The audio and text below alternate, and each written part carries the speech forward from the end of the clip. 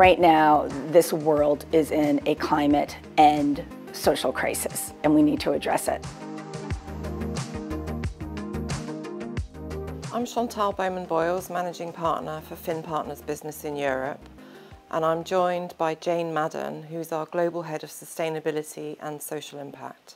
Welcome to London, Jane. Hi, Chantal. I'm delighted to be here.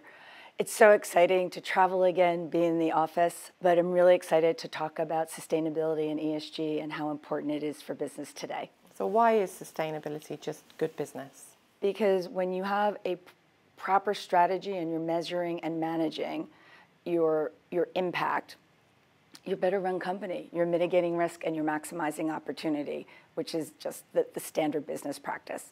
How do you communicate sustainability? Well, we have at Fin, we have 10 principles for sustainability communications. I won't go through all of them, but 3. The first is protect and promote. We want to be careful that our clients aren't going out and making a statement that will cause an issue or that they don't have the data to back it up. Secondly, and related to that, is our mantra is honest and modest. And that is really regarding transparency, talking about where you are in a way that is not saying you're the best unless you, again, can prove that. And then finally, you really need to talk about this concept of materiality, which is a word that we've borrowed from the finance industry that really just means what are the whole world of ESG issues. What are the most important for your company? What are the most relevant? Because you can't boil, no pun intended, you can't boil the ocean and try to attack all of them at once, but identify and prioritize them is essential.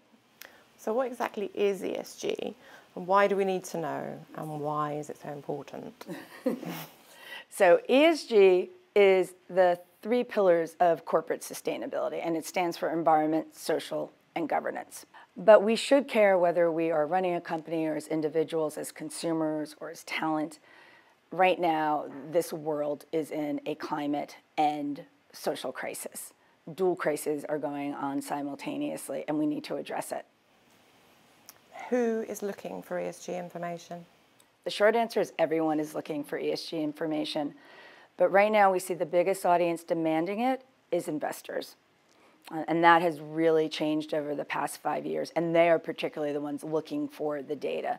But we also know that customers, if you're in a B2B space, or consumers in B2C, are looking for that. Your talent, your existing talent and future talent.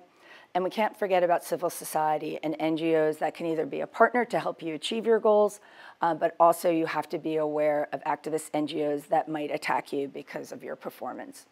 So how do we successfully implement ESG? We have a program that has 3 steps. It's first based on research.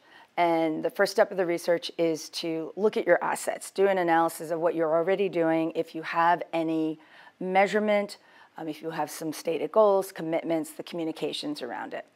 And the second part of that is to do what's called a materiality assessment, which is a stakeholder engagement exercise where you reach out to internal and external stakeholders in a very formal way to get their input on what they think are the priority issues for your company.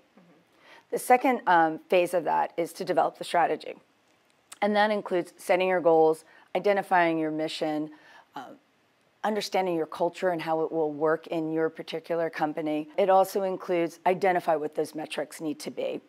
And then finally, something we find really helpful to get this done, because you're engaging all parts of a company, is that you have a steering committee that is pretty high-level managers, more senior people who can make decisions about ESG, and that they run it along with a chief sustainability officer, if there is one in the company.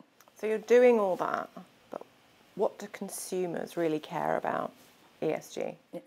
Consumers do care about ESG, and we know now, particularly millennials and Gen Z, are speaking with their pockets. 80% of millennials said that they look to buy environmentally and socially responsible products. So it's an ethos. Like we used to talk about, tech natives or digital natives. I think we now have ESG sustainability natives in the consumer space. Thanks a lot. Thank you so much, Chantal.